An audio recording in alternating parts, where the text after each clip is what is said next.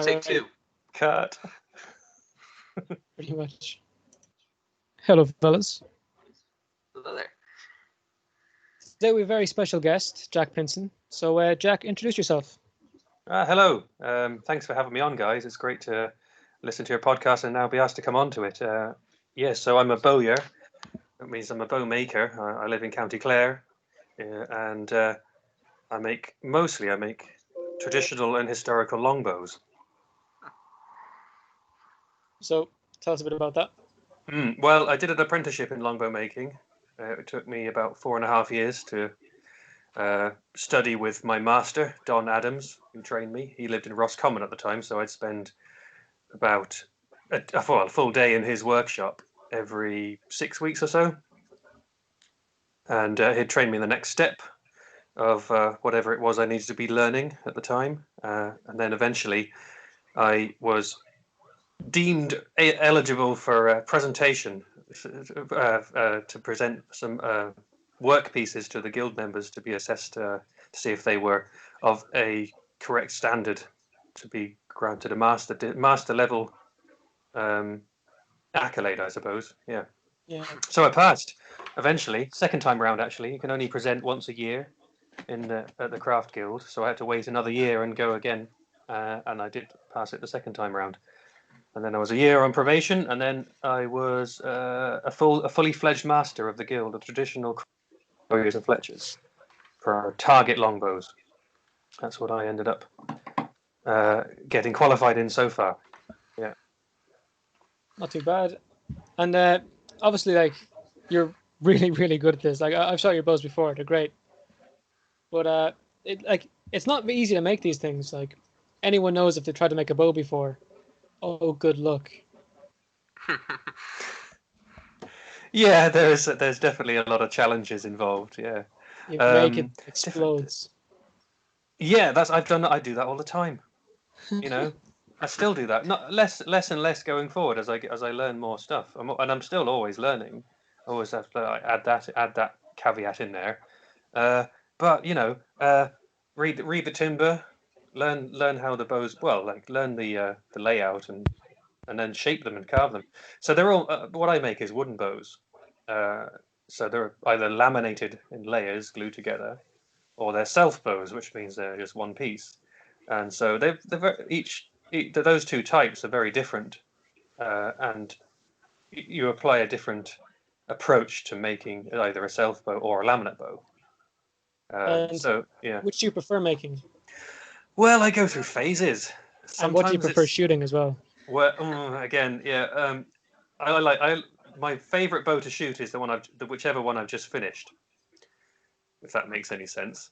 I test it and I love it. It's like, this is great. Oh my god, this is amazing. Wow, amazing. And then I'm always developing new little bits to add niceness or add cast or a bit of interest and intrigue. So I've just been recently gluing up longbows with a working recurve tip, and just seeing how they come out and if they actually work. So a favorite bow to shoot? Well, depends what I've just finished. And so my archery skills suffer. That's my excuse for being a poor archer. Is that I'm always changing equipment. It's really fun to shoot you. We had Thomas Crow on as our most recent guest before you. And excellent, yeah, great fellow. Yeah, we were talking about shooting with you just after, and it's great crack shooting with you because obviously the bow changes every time, the arrows change every time, the arrows might not be the same, and somehow you'll hit it. Well, if I'm lucky, it's all a guessing game. Imagine what would happen if I actually practiced with the same tackle all the time. I'd be flying it. Didn't you place in the nationals this year? I didn't check. Maybe because I'm in a historical category and there's fewer people in it. I don't know if it's down to my own merits though. In that picture of me and you on the internet, you have a medal around your neck. So I think that's right. Yeah, that was for that one for the event in Portlaoise, I think. So I think I did all right in that one. Yeah. No, that was really good. I think it was it for the. But I also won. But my proudest moment was shooting in the shoot-off down in Wexford, which was the one arrow competition actually, and I got a 9 for up the hill. I don't know if you remember that event last year in Wexford. I was only there for the second day, on a Sunday, and it was a great day out shooting. I was out going around with your dad, actually, Jared, and your sister, and so then we had the fun bit at the end, and with the U South bow I'd been shooting all day. I just launched one arrow in there, and it got a decent 9, and I won the shoot off for that in that category, which is still my proudest medal so far. That was a really good one. So if you look at the picture here, are you shooting one of his bows there?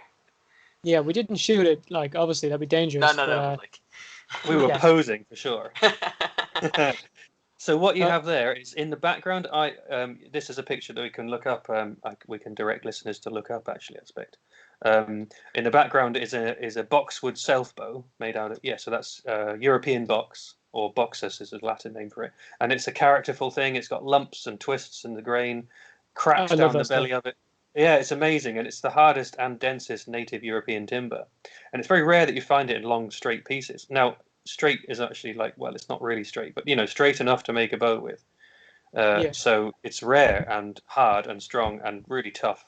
And that bow there had been with me for a long time.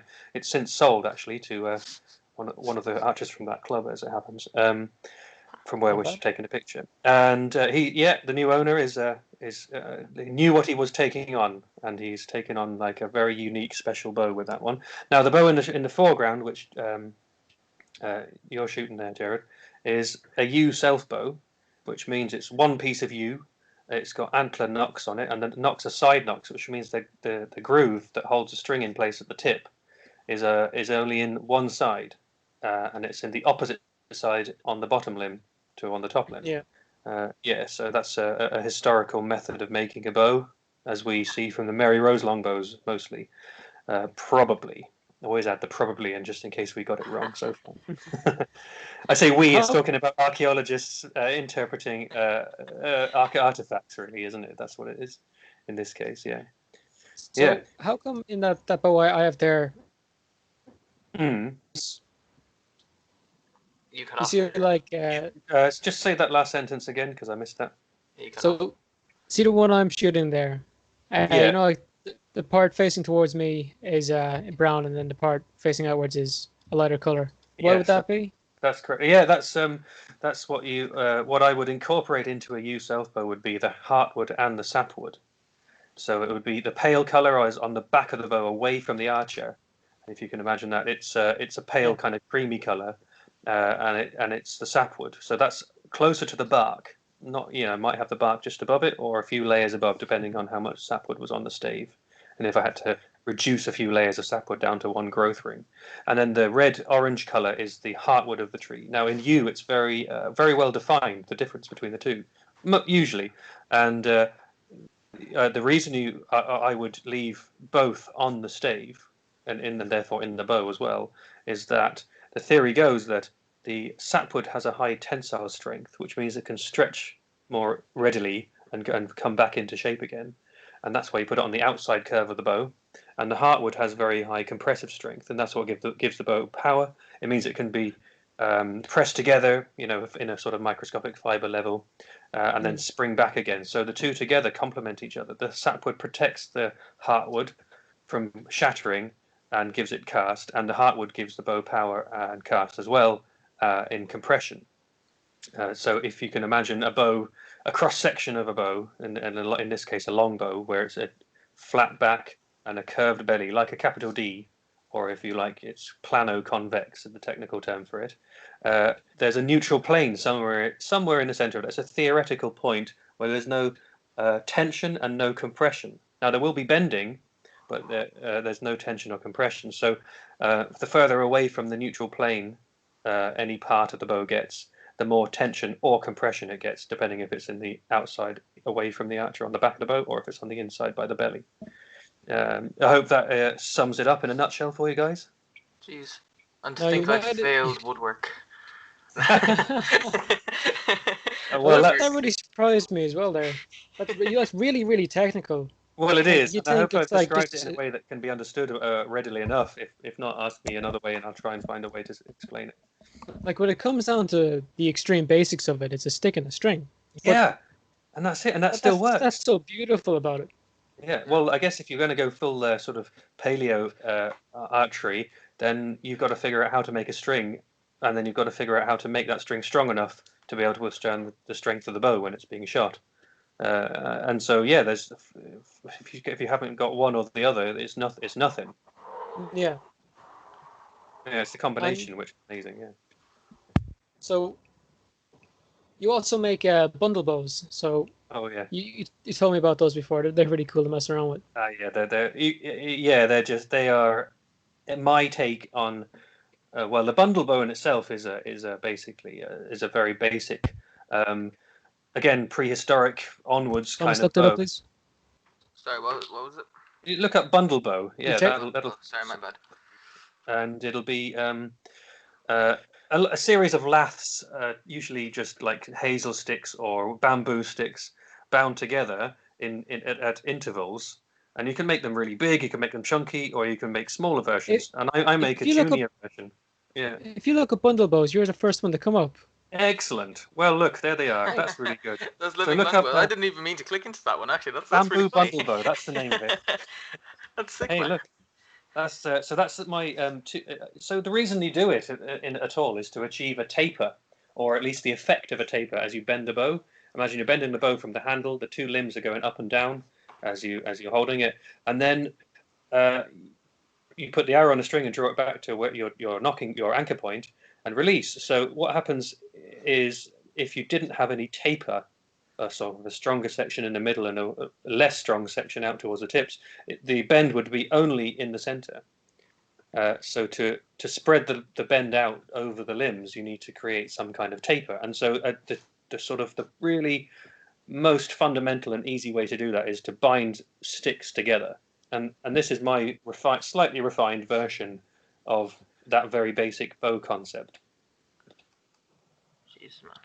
And they're only small. That is really, really cool. And they're aimed at tutors, young folk, to sort of start them at archery. And the arrows that come with them get 2 arrows and a bow, and it's €25 for the set, €10 shipping, that kind of thing, because it's long.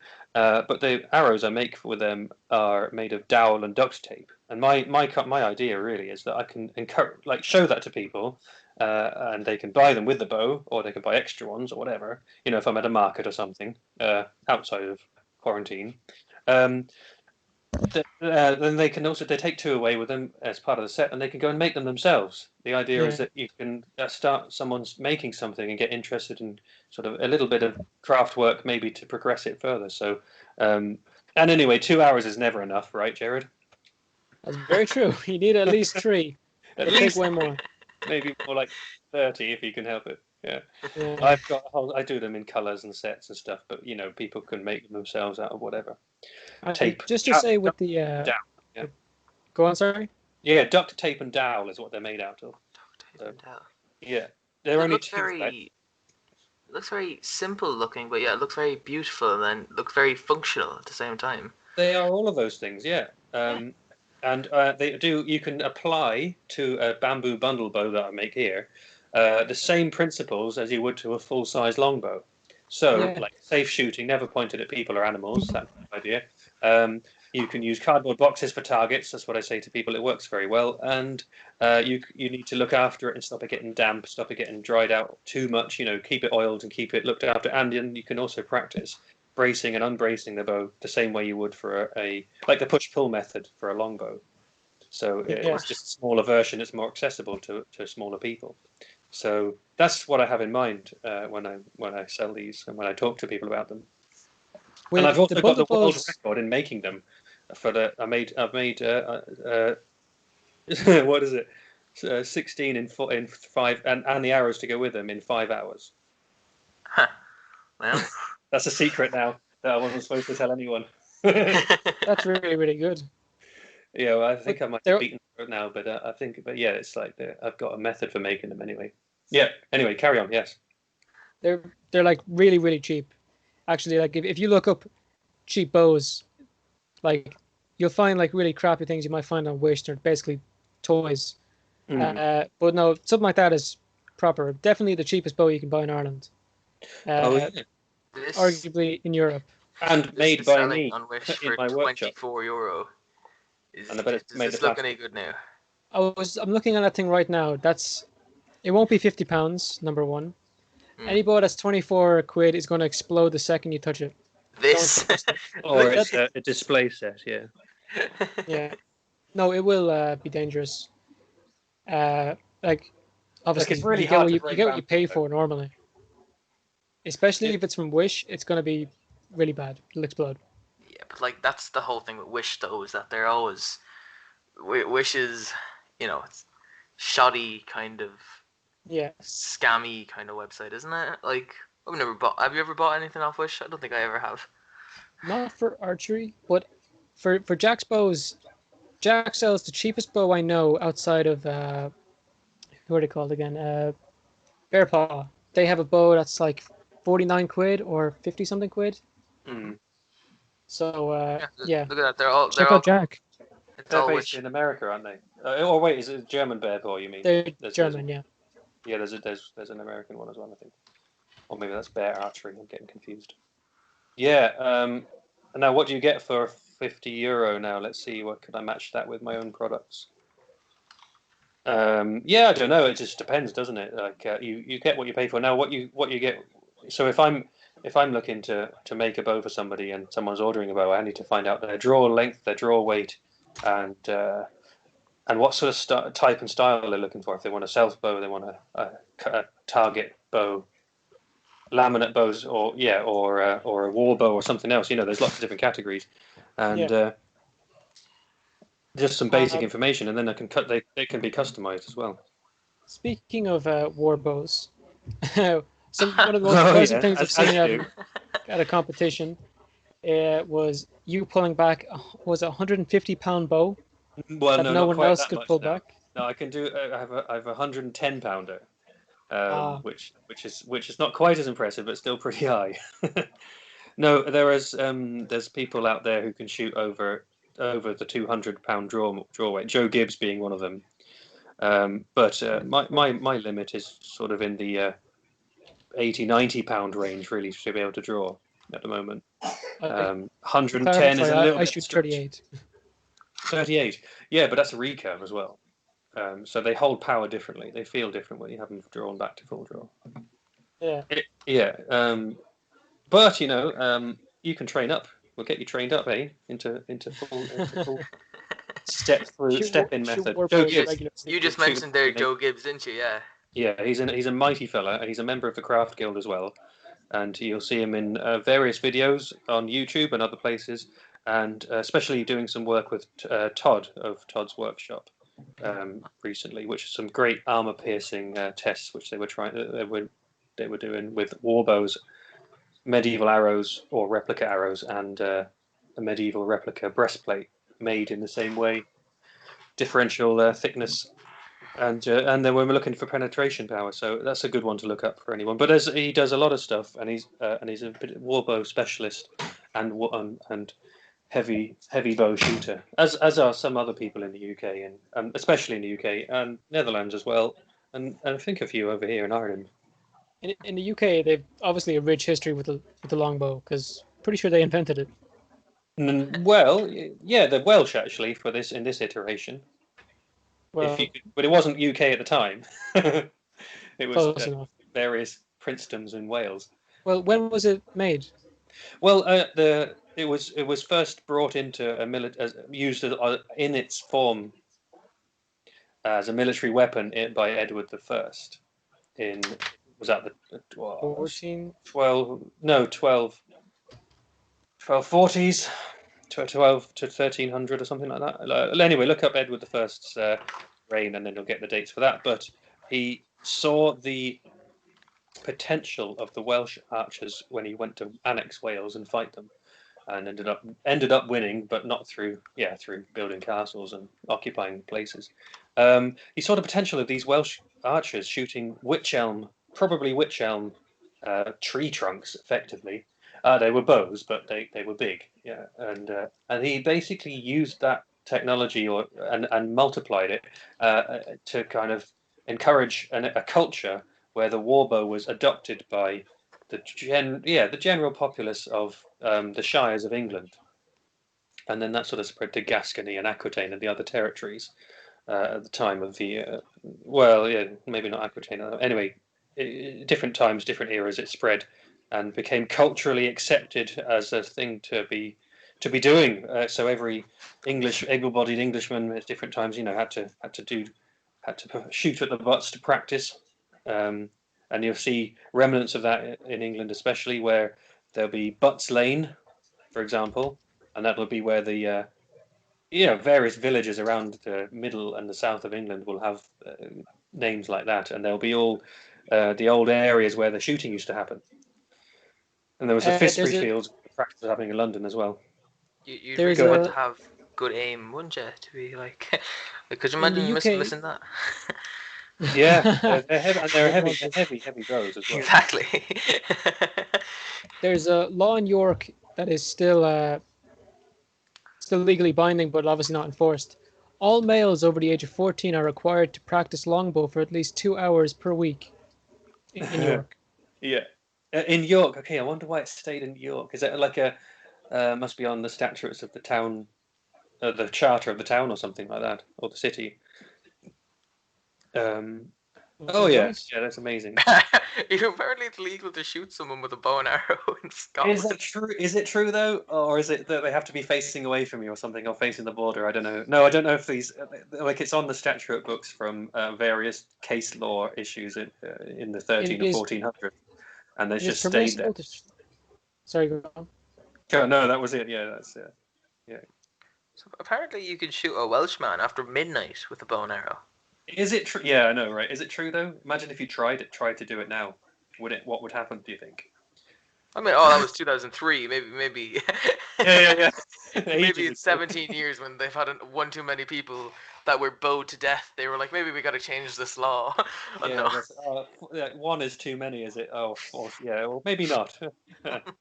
Here's the law with the Scotsman. Yeah, there's lots of things that are strange and funny like that. That's the way the law system works. That precedent law system works, where something's tested, judge says yes, and then it stays in law until there's another test case to overturn it.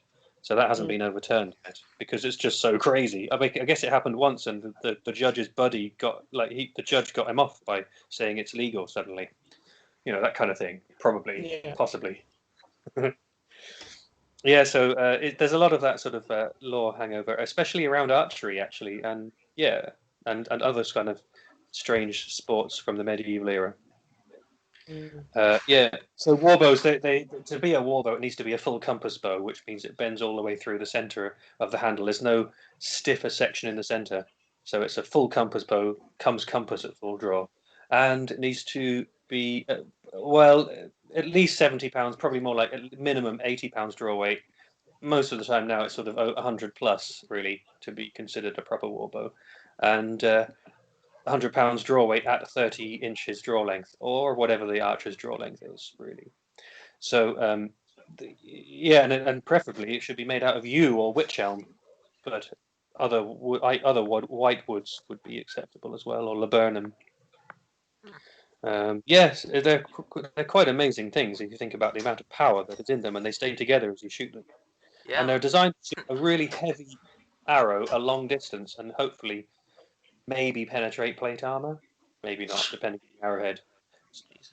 So yeah, that's the purpose. They're for military application. So they're for for putting out several thousand archers in an area to just rain down arrows en masse. And for the enemy.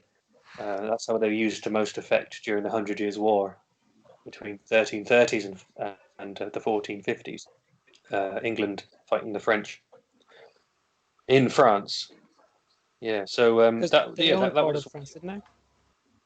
Well, yeah, there was a claim to the throne on France because of the lineage of the king, of the various kings.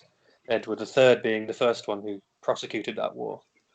And it carried on through various kings till Henry VI, I believe, with the regency in between.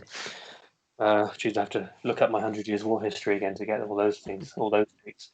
But my favourite is Henry V, who was who was famous for the Battle of Agincourt, of course. He was only 2 years on the throne by that stage, and then he launched his assault into Normandy. Yeah, Battle of Agincourt. Yes, I went to the 600th anniversary of the Battle of Agincourt in Agincourt as a medieval living history representative kind of person, reenactor. And do you know what though? We had an amazing shoot with about 200 archers shooting longbows in 3 lines. We were shooting blunts, so we were like 3 lines, one behind the other, kind of thing, staggered. And we were shooting whatever bows people could manage and brought with them. And there was a bunch of French knights in armor at long range. You know, something to aim for. Was any of these you, man? Oh yeah, I was probably the one taking a picture. No, I didn't fight in the battle. I had a stall. I had to stay on the stall, but I did take part in what was called the Big Shoot. Yeah, that's the event. If you look at that, the reenactment 600th anniversary, the Battle of Agincourt, and then the Big Shoot element of that, I was in that. Yeah, it was amazing. What really got me was the sort of the sound of all those arrows loosing all together. The sort of swishing, and then the sort of weird kind of feeling of these arrows like launching up, not just from where you are. You know what it's like when Jared, when you're shooting a bow and the arrow flies off. You've got at the same time you've got another 300 arrows or shooting from either side of you and above you and behind you and in front of you. Like a cloud shoot. Yeah, it was a cloud. Now you can see in the picture there that those are and all the spent arrows are on the ground in front of a bunch of knights. Well, there's only about 8 of them. What was it? 9 or 10 guys in armor with their shields on, and all those arrows. There's a whole carpet of arrows all lying on the ground. Yeah. Now, if you can imagine that multiplied out a few hundred times, up to about estimates vary, but like maybe 4,000 archers on the field, maybe 6,000, maybe some 2. There's estimates vary between about like 3,000 or 4,000 to sort of 8,000 archers, but depending on the historian you look at. But that's a lot of arrows. And imagine they're shooting those maybe at least 10 a minute for a while, for a short period of time. You can do the arithmetic, figure that out. It's crazy amounts of arrows, and they're all flying into a bunch of French armored soldiers on foot, men at arms, and which also kind of sucks for them. Yeah, it does. And sucks for them, yeah. Really, what it did was force the French to close their visors, and then they couldn't see very well in front of them. If they hadn't had the arrow storm, they could have marched forward in good order with their visors open. But well, obviously the arrows are causing all sorts of havoc, but they're not necessarily penetrating the armor. The armor's pretty good at this point. And some of them, they'd be getting in gaps and knocking people down, and the impact of a heavy arrow coming at you, either at falling at terminal velocity at long range or being launched with the power of the bow, still behind it at sort of shorter ranges, it's going to be enough to knock you back. And especially since these French men at arms were approaching the English line through about 18 inches of a thick, heavy clay ploughed soil. So 18-inch plough, like a winter wheat sowing plough, apparently, which is like ankle, maybe 18 inches, a bit of an overstretch, but still, it's a deep plough and it's sodden with wet, serious rain for the last at least 2 days of solid rain. So they're just marching through this mud. There's some pictures on the web that show it as a nice grassy field, but if that's Agincourt, that's not right. It was a mucky, disgusting, wet, grim slope they were marching up and getting compressed because the English line was narrower than the original French line from where they started from. So they were getting pressed. A lot of the archaeological evidence from the grave pits from Agincourt display damage to skeletal remains from crush injuries. So like fractures from crushes in the bones, and so it's basically they all marched over each other, which is grim because you're being drowned in mud, and you're being walked over by your compatriots who are trying to get to the front. Now there's many reasons why they were. Some of the French were so eager to get to the front line to capture the king or the king's brother, the Duke of Gloucester, or or the other high-ranking dukes and nobles of England to capture them and to get their ransom, basically. That was some of the posses of the French were eager to get to the front line to capture nobility, and then others were shying away from the arrow storm, which was thought to have been out on the wings, shooting into the sides of the French as they started to come closer. And so then that broke up the French formation more. And then what else? They were trying to get inside the range of the archers so that they could engage them hand to hand as well. So there was like many different reasons to sort of press forward, and a bunch of them, noticeably, loads of them just got destroyed by the conditions and the arrow storm. Yeah, not a fun time. no. You know, like today we would collect our arrows after shooting, even with a cloud shoot. Yeah. Do you know, like, did they still do that back then? Like, I don't know, after the battle, whatever. Well, actually, as an example of where that did happen to an extent, one of the chroniclers writes about the archers running out into the field after the first French battle group was sent back again or retreated. They picked up as many arrows as they could, but there was never enough. The idea was that the baggage train brought with it as many arrows as they could possibly stockpile. There was this is the thing, the medieval system for weaponry and arrows in particular, actually, was to they were made across England, up and down the country, and everywhere there was a territory that the feudal lords could call on, and they'd be bringing in arrows from all the shires, and there'd be workshops full of guys actually making different elements of the arrow shaft. And they were being pulled and brought to the county towns, and then sent from there on to London or Plymouth or Southampton, basically the port towns, where they were going to be stockpiled for as many years as necessary. So, like Agincourt took about 2 years to build up for. Henry V was planning close to the beginning of his reign to march into France, and they were stored in the Tower of London. They were stored in on mass scale.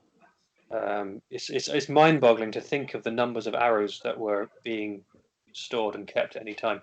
So and bows as well, actually. But with the arrows, obviously, you can shoot hundreds of arrows out of each bow. So you need that kind of, well, thousands actually over the lifespan of a bow, perhaps. So you need many times the amount of arrows than you do bows. Yeah. So there was a whole sort of multi-layered industry around arrow production, and then on campaign they were brought on carts, in Agincourt anyway, or wagons in different campaigns. Bigger ox-drawn wagons, a slower moving thing, but the horse-drawn carts were used for Agincourt because they were looking to Henry V was looking to be mobile and quick, and make a little dash from Harfleur, which is the modern day Le Havre, to Calais. And he had to cross the Somme, which was one of the biggest stumbling blocks that he had. But he kept his baggage train light so he could. But so they ran out of arrows and they had to go foraging for more.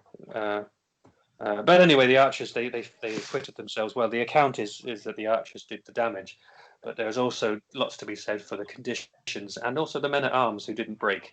They were about 900 or 1,000 of them, and they just held the line, which is not to be sneered at. I've worn armor, so I know what it's like as well. I've fought in armor, I should say. Yeah. I should just mention, for anyone listening, Dara's not here today. We didn't mention that at all, Jared. Oh yeah. No, Dara was busy. Yeah, Dara was very busy, but it's okay. We forgive him. Yeah, he fell asleep. He fell asleep. Busy sleep. You probably weren't supposed to say that, hey? Huh? We don't care. He'll get what he deserves. Anyway. Yeah. So so listening to your podcast in the past is like, there's been 3 of you and then a guest as well. So that's clears it up for anyone listening. He was asleep. It's fine. No, yeah, I missed one of our guests as well. One of our friends, Phantom, was on, and I was busy. So, we're all. I haven't listened to all you guys yet. I need to catch up on some of the ones yet. Oh, man, don't worry about it. Very interesting one is the Dino Chicken one. Yeah, a lot of research for that one. That's a fun one. I'll look it up. I've only listened to episode 1 and 2 so far, so give us a minute. That and the food episode is one of my favorites. I just think that's a fun one. Ah, yeah. But obviously, I'm gonna have like more archery guests on because I do archery. You're a good artist. It's got to say, you've got some good medals under your belt. I'd say. Sound. Yeah. Are you going to pursue that further? And are you keeping? How are you practicing at the moment? At the moment, I don't do much. I'll get moments of motivation and then I'll lose it.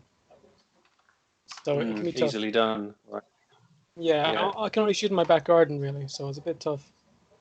So it's kind of limiting that way, yeah. Can you make some fun targets, like moving targets and stuff like that? Have you got the space? No, because remember we're in a state, like we'd have our neighbours right beside us. Oh yeah. Could be. Yeah, you got to keep it safe. Fair enough. But no, last year was a big year for me, and I was hoping this year would be as well. Sadly not. No, clearly, yeah. But I'll be saving up for a few trips next year. Trips abroad. So you do a bit of some international shoots. Definitely, yeah. Nice one. Yeah. Any more to the US? You were there last year, I believe. Yeah, that's my biggest one so far. The US became world champion there, so I was very happy. But that's pretty sweet. None to the US anytime soon. But I'm talking to people. Like, I haven't spoken to you since you got that. Well, it's been a while, yeah. Because we've just been. I missed a bunch of shoots towards the end of last season, and then there obviously haven't been any this season. I was looking forward to them, and the first one up in Leash I was going to go to, and then it all stopped. It must affect you both really badly because you, Jared, I know for definite, you would be out practicing a lot with archery and stuff, and now sure all you can use is your backyard kind of thing. Yeah. Has it affected you a lot, Jack? Kind of as well as in that respect that you can't really leave the house. Yeah. From the work point of view, a lot of people like archers who are really serious about shooting want to shoot a bow before they buy it. Generally, they shoot unless you've got like absolute guarantees of what it's like, or you've shot almost the identical one. It doesn't really apply to wooden bows. It might to your recurves and compounds. You can buy something off the shelf, because it's factory made. But with something that's handmade, you really want to at least you can buy something basic, and that's fine, off the web or whatever, and that's okay. But if you want to really get really practice with a bit of equipment, you need to shoot it before you buy it. Well, that's a bit of a stretch. You can learn. You should. But it's a good idea to shoot it before you buy it if you possibly can. So that's what a lot of people would shoot at various archery shoots around the country, bows of mine, and decide whether they wanted them or not based on how they felt when they shot them. And that happened. That was good. It's great when people go, "Yeah, I'll have that one," or maybe they come back a month or 3 later, having thought about it in the meantime, and say, "Oh, do you still have that one that I shot that time?" And I was like, "Yeah, here it is," or "No, I have another one that's similar," or I can get working on one though, that kind of thing, or whatever. Yeah. And they go, "Great, okay, I have the money now," or something like that, or "I've been saving for this one," or something. Or they might give me a deposit at some point, and I'll make something, or make something specific, or save something for them. Of course. So that isn't happening now, and that's the impact it's having on me. It's impact as well as I like going to the shoots and seeing everybody and chatting and going seeing how well I can shoot myself. One thing Jack is great at is convincing you. This bow is made for you, man. That kind of job. So I'm good at doing that face to face with people. Yeah, I mean, so it's mainly because I do actually believe in the products that I make, and I also they're really good. Like to see someone with something good and a good piece of equipment. And if something happens, I have various guarantee sort of levels of stuff, and I endeavour to fix things that go wrong, and usually they don't. Occasionally they might. So the bonus of having me in the country nearby in Ireland is that I'm here and you can talk to me, kind of thing, Whereas if you're buying something from a different place, it's that little bit extra remove, isn't it? And it's less personal in a way. Yeah. Yeah. I'm not trying to flaunt my business too much here, but you know. No, we want you to, man. We want Oh, you to. okay, We want you great. to do well in life. You know. Yeah. What And was this year, Thomas? this is the Falcon 9 launch now. This is Oh, happening it's not like live. this is the first time people have been in space in I don't know how long they've been doing a mission, but it's going to be visible from Ireland at around 10 to 10 if Oh, exciting. exactly, yeah. And they're launching around 20 minutes, so we'll keep an eye out for that. I just wanted to Yeah, put it do. up there, you know. That's all. It's good to be able to see that at the same time. Keep it on standby so we can look at that when it happens. Of course, I yeah. was actually thinking about watching that, and then I forgot which day it was on. That's what happens when you're locked down. And like with earlier, I was late to this podcast, to recording with you guys because I was in the workshop with my Okay. phone. Well, my phone, I don't get good internet coverage when I'm in the workshop. It's out of Wi-Fi range, whatever, and no data signal. So I just lose track of time and messages. So what I was doing was just making some handles for a draw knife, a little baby draw knife, and it's the little small one that I usually use for removing the sapwood on a U stave to bring out the growth ring that I want. So I've just got new handles on it now, and it's like really. I'm holding it in my hands now. It's really secure and strong. It's not wobbling and rattly old handles like I used to have. But So it's a would you proper make old school forged blacksmith forged little tiny small draw knife. It's about 6 inches on the blade, and a bit longer with the handles. would you make So the draw handles knife, for all your weapons then, like for axes and hatches and I stuff like have that? done as only as necessary, but yes, I Yeah. do. I've got I've hafted axes and files. Actually, files all the time because you buy a new file. They usually come without a handle if they're sometimes. And I Yeah, use or the cords. handle's terrible. Yes, yeah, crap ones that just break. Yeah, so I've got a lathe in the workshop there, and I can just turn a handle, or I can just run it up on the belt sander as well. Depending on what sort of spec I want. But I've made this one. A draw knife is a blade with two handles either side that usually curve towards the user, and you could use the draw knife with two hands. Usually on it has to be on a clamped or stable workpiece. Yeah, so they're really useful for bow making. I use them all the time. There's a few other tools that are like that I use all the time. So like a little block plane if you want them. A side axe doing self bows for chopping out a bow, a big chunky piece of wood, split from a stave. I'd use a side axe then to shape it down, and a side axe is a sharp axe with a single bevel, which means it's got an angle on one side and a flat face on the other. And the angle, and you use it in a certain way. So if anyone's ever at a show or an event and wants to see it demonstrated, I can show people. So Of course. side axe. It's a bit of a skill. It's tricky. There's a technique to it that works, and then it's also you got to stand in a certain way so you don't. If you come off, you don't do. You come off the workpiece and glance off. It doesn't do anything dangerous. Mm. But the sharper the tools are, the safer they are, in my opinion. Well, yeah, that's fair. You do classes on how to make bows and all that, don't you? I do, upon occasion, when requested. Yes.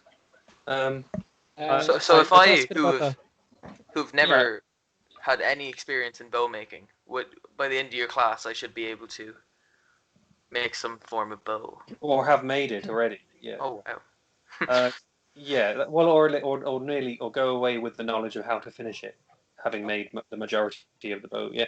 Yeah. So I teach longbow making. And I provide staves that are laminated, two-piece laminated staves. Really, I used to do self bow making, but I found that it's a little bit more involved and difficult because you've got to follow the grain. It's something a bit more advanced. So I provide a two-piece laminated stave for a workshop, and I can teach several people at a time, up to like 8 or 10 people at a go. And for usually I sort of aim it at like a weekend workshop where you'd have 6 or 8 people with shaving horses, draw knives, and other tools, and then just basically launch into marking out the bow using a certain set of measurements, and then first off, you draw knife, shaving it down with a draw knife and a shaving horse. And I've got enough shaving horses for a whole class of people, which is sort of like a workbench where you can clamp the workpiece with your legs and a sort of a pivot system. You can look up shaving horses at some point and see what they look like. Yeah, but I've got a herd of about 9 at the moment. Okay. And they're very useful. Yeah. So you come along to a class, make a bow. I can also do it in the workshop at my place. It's a different sort of cost per day kind of thing, but how much would you usually charge for that then, just for the class? Well, if someone's booking, if there's a bunch of maybe eight or 10 people, and I have it's arranged maybe like through an archery club or through the Weekend in the Hills event, which I do, run by Celt. They're usually like around between 130 to 230 euro, depending on if you've got like all your meals included or not, depending on how whoever's organising the event. I sort of come in as the tutor. I take a booking from someone who's organising it and I bring all my tools, equipment, materials, and knowledge to achieve the result, and then maybe someone else usually takes on the administration, maybe an archery club committee member or something like that a lot of the time. Yeah. And so book me when phone me or email me for availability. Hypothetically, we'll figure it out. If you had just say 3 lads who did a podcast for a bunch of laughs, and decided to record themselves trying to make bows, you take that on stride. Exactly. Thank you. Let's do it, guys. Yeah, man, definitely. We'll just film, record your everything that as we go through the process of making a bow, and then I'll leave it up to someone else to edit it as well. Isn't that great? Yeah. Yeah. I know. Look, if there's an interest there, yeah, that's right. We were talking about that in the past, weren't we? Yeah. Still an option once we have the freedom of movement again. If we ever do, God, we can't assume anything. Yeah. So I did run the Leash Archers hosted me for a bow making course back in, I think it was October or November last year. That was great. Had 8 people in the course, and some of them got to shoot their bows at the end, and some of them got to nearly shoot their bows. So hopefully I'd love to run more of those. It's great fun. It's definitely not. I definitely feel like I know I've done it afterwards. The sort of the focus that I need to give to people on the course to make sure they get the results they want and need, and the information and the attention they need to carry on. Is like, I always come out of those workshops feeling achievement, but also like pretty well tired out. Yeah, so Celt is I teach bowmaking, a longbow making course for Celt, which is the Centre for Environmental Living and Training, and it's an environmental charity who run one of the things they do is run an event called the Weekend in the Hills, and it's hosted at the Sleevochty Riding Centre, and there's other craft workshops that happen alongside it. So we usually run 2 times a year. The May one this year has obviously been cancelled. Hopefully September will go ahead. We'll see. So on their website you can see there's a longbow section, and you can book into a course there. Once that goes live again, once there's a bit more information on what we can and can't do regarding meeting up with groups. But if you look at the longbow making course and the Celt website, which is celtnet.org, you can see pictures of shaving horses and bow staves and people working away, working on their project for the weekend. It's a nice thing. It's a nice event, and there's lots of people go to it. And you got sort of a social element in the evenings as well. It's quite nice. So that's a good event to do. Yeah, and it's also a lot of focus because everyone realizes they've only got like a few hours in each day. Like 5 or 6 hours in the day. Well, depending how the course is set up and when people arrive and stuff. But and then they've got this chunky piece of timber to change to find the bow inside. If that makes any sense. There's a bow in there somewhere. You just got to reveal it. That kind of idea. I've heard that by so many bow makers before. There's a fellow called Organic Archer, and he says that all the time.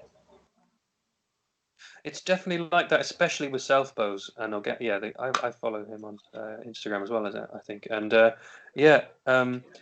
bow's inside there somewhere, but you've got to bring it out. And it's the reason you say that. Well, part of the reason you say that is that with self bows in particular, is that you've got to read the grain and use the grain to your advantage, and not weaken the bow too much by cutting through too many layers of growth rings and grain, especially around things like faults or peculiarities in the timber, like knots or shapes or character.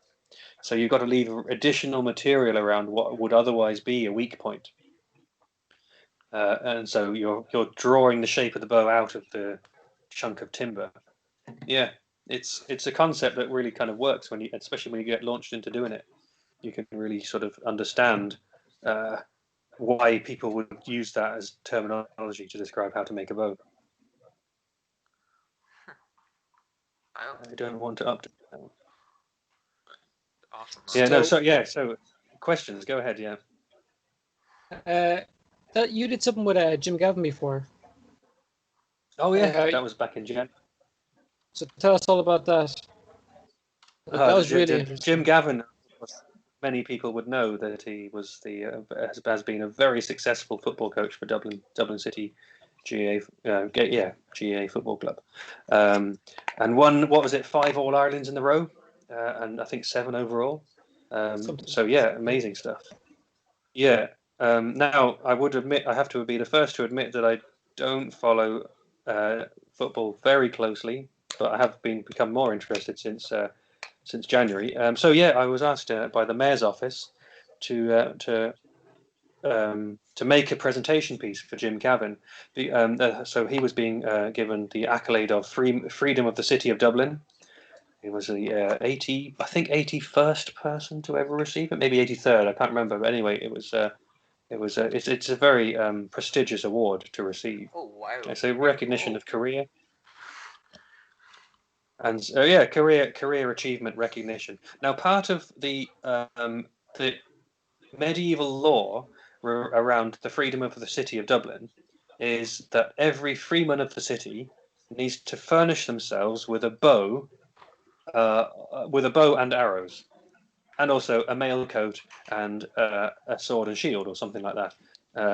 So that's so basically to be ready to defend the city. Now that's obviously defunct at this point in terms of defense of the city, but it is still on the statute, well, part of the agreement, and so it was taken quite seriously by Paul Orcliffe, the mayor at the time, the archery element, and he commissioned me to make what you can see in some of those pictures there from the mayor's award, Freedom of the City, Jim Gavin. So I made a full compass war bow, except it was miniature. I made it in miniature, and I made it in the Dublin colours as well. So the 2 blues are on the handle, and I made it roughly the length of an arrow. The arrow is like full-size arrow in the case with the 2 pieces together, and the bow was made to match it in size roughly. So when it was strung, as you can see, it's strung in the case there. So so it was made in miniature, and it was like, actually it was doing things like attaching the nocks, which is the tips to the bow, the horn sheaths over the tips of the bow. Actually took roughly the same amount of time on a miniature bow, or maybe even slightly longer than it does on a full-size bow, because the job is the job, and you've got to do it the same way. So I did that. So there's like a cone on the end of the bow, and a tapered hole drilled into the horn, and then they're glued together and then shaped on the bow. So that's part of the process of making it. Now, obviously, not all of it took the same amount of time as a full-size bow, because it's a lot less material to work with. But I made a few. There was the one you see in the picture is the one that made it. There was a few others that I did as test pieces, and some of them didn't even survive. So there's a few small bits of kindling knocking around, which were part of that process. So so to present the bow, it was presented to Jim Gavin by the mayor, and there's all sorts of great pictures from that, and it was a really nice event to be invited to. I was actually invited to go up to the event as well. There you are, there. And there. So there's a picture that's just come up in front there, and it's me in my medieval clothing, with on one side, and Jim Gavin holding one of my full-size bows and arrows, and he's about to launch it. Probably over at the at the Doyle or something like that. No, it's the Mansion House backs onto it. It's in the same part. And then there's Paul Auckland, the mayor, holding the presentation piece. Now he's with his chain on. It's a mighty picture. Now I'm probably showing Jim something really technical that he didn't need to even bother with at the time, but for the picture, Yeah. Yeah, that looks really Did he cool. pull it back? Was he able to pull it back? Somewhat, yeah. That one's a heavy 110 pounder, so I think he'd have to train up to it perhaps to draw it all the way. But he definitely got some of the pull. He drew up a different one. Some of the other lighter bows that I brought. I brought about 3 bows with me. Wait, maybe that is a lighter one. Anyway, he definitely got a good picture. We all got some good pictures there. Yeah, it was an amazing event to be part of, and also the Freeman of the Freedom of the City grants any recipient the right to graze sheep and cows on the parks in Dublin, so St Stephen's Green and the likes, and College Green, and the famous scene done by the Edge and Bono. They brought sheep as a stunt into St Stephen's Green, which is fun. Yeah, so you also have to defend the city though, so that's the downside. You might have to go to war against someone attacking the city. Well, hopefully your bow is intact for it. Yeah, well, good luck shooting that tiny one. No, it's a display piece. It was great. It was a really nice event and really nice to be asked. And I actually got some. I was on the news apparently. I didn't see it myself. I was on it, which is quite fun. TV cool. news and everything. Cameras on. Yeah, it was great. I got mentioned in the little the pamphlet, the event as well. Very cool. So the literature. Yeah, it was great. Great stuff altogether. Really nice to be invited and commissioned that way. Yeah, so fair play to them, and fair play to Jim Gavin for all of his achievements through his career of football coaching. It must have been such a good recognition of your work that the mayor thought of you. Proud. Yeah, you must have been very proud of Oh yeah, and I did it as best I possibly could. It was master spec levels. I was really careful. I made it right. Yeah. Oh yeah, great stuff. Couldn't have been pleased. Couldn't have been more pleased. I mean, yeah. Would you be one of the top bowmakers in Ireland? Well, I guess it depends how you define top. But if you define it as the only one, yes. No, that's not professionally anyway. Yeah. There are other people who make bows. I like that. Pool, yeah. The competition don't seem to stick around as long as you'd think so. Yeah. Well, there we go. That's definitely what it is. No. So as a master bowyer with the Craft Guild of Bowyers and Fletchers, I am the only current master currently in Ireland. There are other people who make bows and longbows, but there are none doing it professionally, to my knowledge. As their main job. Yeah. So that makes you the top one by default. Yeah, well, let's just say. So the short answer is yes. Thanks. Yeah, I'll take it. Yeah. There's other members, other bowyers in the UK who would be Craft Guild members, and there's also people who aren't Craft Guild members who make very nice bows. So you don't have to be. Yeah, don't have to. Well, I could have to oversell it, I suppose. Yeah. Yeah. So bowyer though is tough. It's a bit niche, all right. Yeah. Now, where's the name come from? Bowyer. I've never heard of that before. I just heard of bowmakers. Yeah. Yeah. Well, I guess it is a bowmaker. Yeah, that's the description. But the title is a bowyer, so it's someone who makes bows. And it's one of those archaic type part of the archaic lexicon, I suppose. A word that's mostly gone defunct and people aren't particularly familiar with. But it is still, you can look it up in a dictionary, it's still there, I do believe. And it does describe what I do in one word, I suppose, so as succinctly as possible. Bowyer. But there are other disciplines around archery as well. And of course, the well-known surname Fletcher is a master level discipline. So that would be someone who makes arrows, and that's making the arrow shafts, putting the fletchings onto them, usually goose feather, and then assembling the head. There's also 2 other disciplines in particular, and one of them is the arrowsmith, who would be a very specialised blacksmith, so iron or steel worker. Well, yeah, mostly iron worker, but they use medium and high carbon steel occasionally. certain applications in arrowhead making. So arrowhead making is a massively technical and detailed skill. Very. And it had to be made by the hundreds of thousands in various eras through history, especially medieval era. And then there's but the least talked about but integral part of a bow is the stringers, the guild of stringers. There's a stringers part of the traditional craft guild of bowers and fletchers, and they could have their own guild, but there aren't enough members, so they're sort of part of the Bowyer's Guild and the Fletcher's Guild. So they're all crafts that were practiced in medieval times in particular, recognized as guilds, and then those guilds gradually morphed into what became the worshipful companies. And so there were worshipful companies of bowyers and fletchers and stringers and smiths and all these other ones, and basket weavers and butchers. And they are the ones who the London livery companies is what they've become today, and they elect to the Lord Mayor of London. Anyway, that's in the UK, and that's where the guild is based. I'm the only member of the guild in Ireland at the moment, master member. Yeah, so I was trained by my master Don Adams, who I mentioned earlier, in Roscommon, where he lived. So he moved to Ireland. What was it now? About 15 years ago now, and he retired, and I was lucky enough to become his apprentice for 4 years, as we were talking about a little bit earlier on, and that's how I came to be.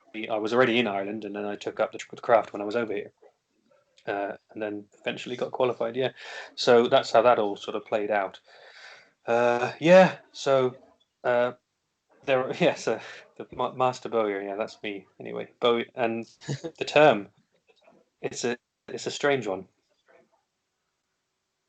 And just Thomas has the space thing on there. You know, like cancelled now. It's been postponed until tomorrow because the weather's too bad over there in Florida.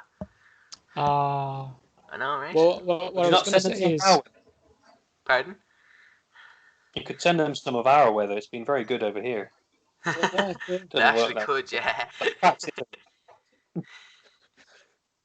Yeah, never mind. Oh, that's a shame. So they postponed that. No, it's raining over there in Florida. It's mad, isn't it? Considering the weather in the last few days here has been all sun and it's been lovely, hasn't it? Yeah, we took their weather. If you take out the windstorm, it's like the last 2 months. It's been pretty good overall. Yeah, amazing stuff. It's perfect. What's it? Leaving cert weather, as they call it, don't they? Yeah. You're stuck in a classroom studying, or no. Is that? That's quite a. It's a double-edged sword, that one, isn't it? It's like you've been preparing for it, but also you don't have to do it. So yeah, bit like the DOE, yeah. I just found out that's nothing like the DOE. I'm just joking, but I did find out today that my DOE was due in the end of April, but now they've because that fell within the lockdown period. They won't even test it until at least at the earliest, the beginning of July, the end of July. So I've got 3 extra months on my DOE on my van, which is, see the bright side. I suppose. Yeah, it's a bit handy, isn't it? It's great, but this comes with a price. The prices can't go anywhere. So I think that we covered all things. Would you guys agree? I think it's been a very interesting podcast. Surface, if we're honest. Come book into a course. Come to buy a bow, and then we'll see where we get on. Yeah. Yeah. No, you have plenty of bows, but you definitely need a longbow in your life, I'd say. I'm sure I'll get one off eventually. Don't worry. Yeah. So, where can people find you? And how can people get in contact with you? I'm on Instagram as living.longbows, which I do kind of post on fairly regularly. Facebook is Facebook.com/livinglongbows is the page. Then also you can get me on the website, although that is, I will say, a work in progress. So the progress is slow. So the website is there; it does come up, but I need to keep things up to date a bit more. So bear with me on that one. So yeah, I guess and also livinglongbows@gmail.com for the email. If you've got specific questions or orders you'd like to put in, yeah. Twitter still active? Twitter? Oh no! Don't talk to me about Twitter. No. There, but I don't have it on my phone. That's fair. I've deleted the app. But maybe I should do that again. But I just couldn't ever get the hang of it. So maybe I should just get rid of it altogether. But it's not there. So Instagram, email, website. That's the main ones. So livinglongbows@gmail.com, living.longbows on Instagram, and livinglongbows.com for the website. There now. That's a bit mad. There's a few maths in there. That's what lockdown does to you. If you go scrolling down, you see a post from the 23rd of May, and there's a strange face looking out at you with some crazy hair, and that was me. Yeah. But do you know what I'm doing there? I'm removing the sapwood from the back of a piece of yew. That, if you look at the pictures there's a picture of a bit of timber, and the timber, you can just about see the different colours of the sapwood as I'm in the process of moving some layers to expose the final layer that I want to be on the back of the bow. So it's not the one that's beneath the bark. It's like maybe 12 layers below that the one I've come down to. Depending on the piece, some yew grows with thick sapwood, some grows with very thin sapwood, and you can, if it's very thick, you have to reduce it. So that's what I was doing in that particular post from the 23rd of May, which definitely jumps out at you because it's got a weird, crazy face. Yeah. Staring into my soul. Yeah. That's how you get their attention. Yeah, so that. Oh my God. It definitely was nothing to do with wine involved in that picture, taking of that picture. Well, that's not true now, because you can actually see the bottle of wine right there, pal. Yeah, no, that's the point. Yeah. Yeah, so that was late in the evening after one of the days in the workshop. So I am still making stock, and that's for sale again when I'm able to sell it again properly. So the workshop is in a sort of in my own way. It's carrying on a bit. But, it's like not being able to make the sales as much. Yeah, that's the trouble. Anyway, so that's current stuff. Hopefully. This could be. Oh yeah, so there's a few other pictures on the Instagram of some tasty, interesting bespoke things I've done recently. One of which is a lightning bolt Nox top and bottom limb, and then a lightning bolt arrow plate as well for a left-handed archer. That's it's all done in horn. Now you wouldn't think it to look at it. You think it's plastic, I guess. Well, one could be forgiven for thinking that's plastic, but it's not. It's horn so that's ox horn or Southeast Asian water buffalo horn. It's very beautiful looking. Yeah, it's come out really well. Very pleased with how they came out. I sort of used lightning bolt inspiration is what the guy wanted for that. So it's a very much customized job, and it's very specific to that bow. Other options and the similar ones are available. It takes a lot of time though to make something different from what the standard is, the normal is. They take more thinking and more laying out and finding the right material for it as well. Sometimes that can take extra time, but it's definitely it jumps out. Imagine seeing that on an archery range and in someone's hand and going, "Oh, look at that! That's tasty. That looks different to what other things look like." They ask, "Where'd you get it from?" I got it from Jack Pinson, and they go check you out, and then sales. Hey, and that's the big circle of the business, and how we all look after each other by shopping locally, right, and from local craftspeople, as much as we possibly can. That's my take on things. I know we ship things in as well, but I'm here, I make stuff, and I'm happy to provide it to people. Well, Jack, it was really nice talking to you, man. Thanks for having me on, guys. For getting all these good questions and winkling out the information, because sometimes I don't know what I've got to say. Thanks for the questions. Yeah. Don't worry about it. I shall listen to more of your podcasts as we go forward. Hey. Hey, you're listening. I like them even if I don't.